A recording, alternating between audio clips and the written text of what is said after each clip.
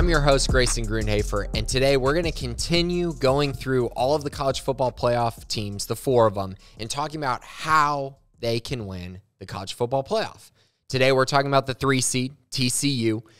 They're kind of one of those teams that I think a lot of people were surprised that they made it to the college football playoff, especially in the preseason. I think as things got closer to the end and as we kind of saw that they were 12-0 through the regular season, I think most people thought, okay, they're pretty much a lock now regardless of what happens in the Big 12 championship.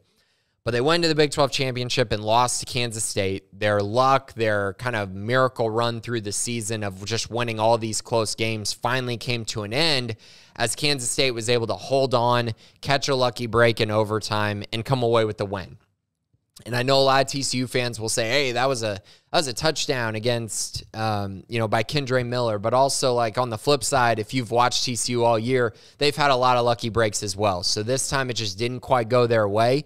They finished 12-1 on the year, and they still make the college football playoff as a 3 seed. I mean, who would have thought that a non-Big 12 champ in the Big 12 would be able to make the college football playoff and not just make it, but make it comfortably as the 3 seed in the group? Pretty spectacular. So what's next for TCU? How can they win this thing? How do we figure out a way where TCU pulls off this miracle run in which, in my eyes, they're probably the biggest long shot to win this whole thing? How can they get it done? Well, it starts with their trio, their dynamic trio of Max Duggan, Quentin Johnston, and Kendre Miller. These 3 guys have to be spectacular. And now when I say spectacular, I kind of mean it like this. I think Max Duggan probably has to be the best or second best quarterback in the college football playoff. Quentin Johnston has to be the best receiver of all of them, in my eyes, and Kendre Miller has to be the best running back. Now, me saying that is also kind of me hinting at the fact that if you just rank these guys, like rank the best receivers, rank the best running backs, rank the best quarterbacks, I think you could make an argument that all 3 of them are at the top. I think Duggan is probably, C.J. Stroud is probably number 1 there. That's probably unanimous. But the other 2, you could argue it. I mean, if you looked at stats, if you looked at kind of their draft pedigree, I think you could argue that those guys are the best, at their position. And I know there's Marvin Harrison Jr., there's other guys. Don't get me wrong. Don't get me wrong at all. Donovan Edwards is a beast. I get it. But I think you can make that argument. And if they are, it gives them a shot, especially offensively, to move the ball on anyone. If you have 3 guys like this who are able to really get the job done and perform at a very high level, the same level they've been performing at all year, they have a chance. And what I mean by that is, hey, how about they've combined for over 5,000 yards and 53 touchdowns this year, the 3 of them? That's spectacular. That's a huge, huge season. So I'm really excited to kind of see how that translates against these really good defenses that they're about to face. Of course, in the first round, they're going to get challenged immediately by Michigan. Michigan's by far the best defense that they've played all season long, and my biggest concern for TCU, and something that has to get corrected through these bowl practices, is the offensive line.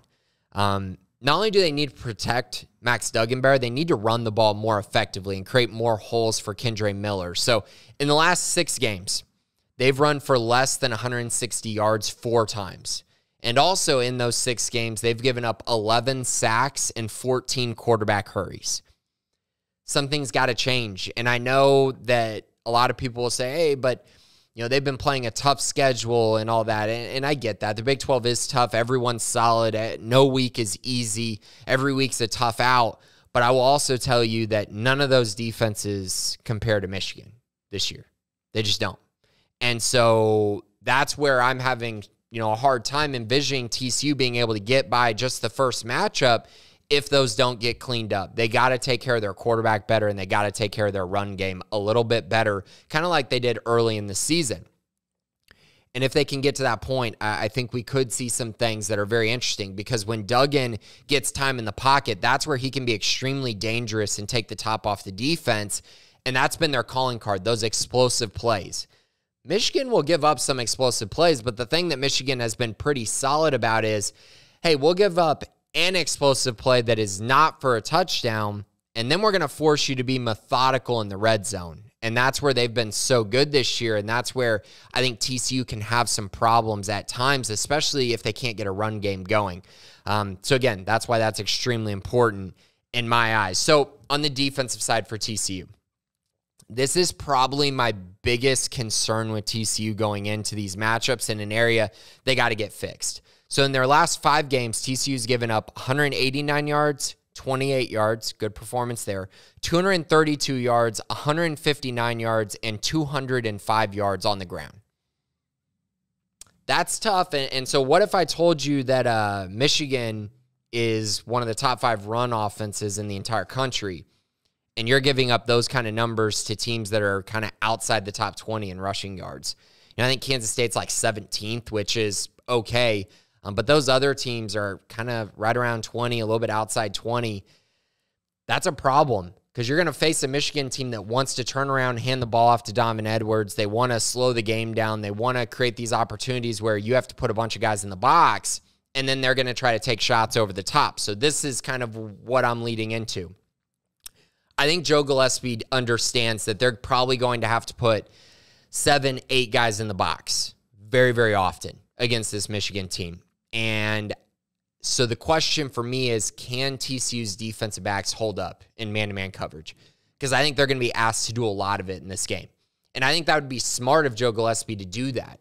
Because to be honest, I don't think you're going to survive a full 60-minute game of them just turning around and handing the ball off when you have 7 or 6 guys in the box. I think that's going to lead to too many issues. You're going to get ran on far more than you're going to get stops.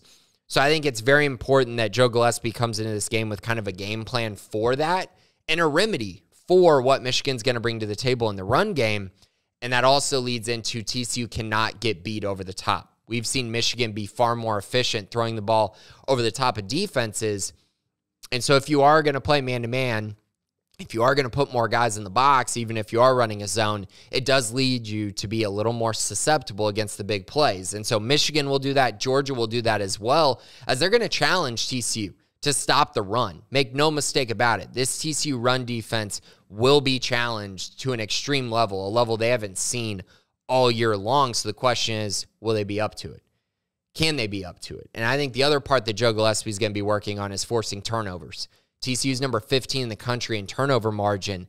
So I think they're probably thinking to themselves, we probably need to win the turnover margin every game if we want a chance to not just make it to the college football, playoff semifinals, but to actually win it. They're going to have to win the turnover battle as well. So those are some things that Joe Gillespie is going to have to work on. But in general, this has been a great year for TCU. This has been just fantastic to see them, just constantly come back in games and find ways to win games. So now they come into this one, and it's like, can that magic continue? Can they continue this magic even coming off of a loss? Can they get it back, going into this matchup against Michigan and then potentially a championship matchup against Georgia or Ohio State? I'm intrigued by it. I'm intrigued to see what TCU can bring to the table, but a lot of things are going to have to go right, and a lot of things are going to have to really step up for them to actually compete to win the national championship this year. As I told y'all, later on this week, I'll go through the other two, Michigan and Georgia, the favorites to win the national championship, and I'll talk about how they can get it done as well. But thanks for listening today to Crystal Ball College Football.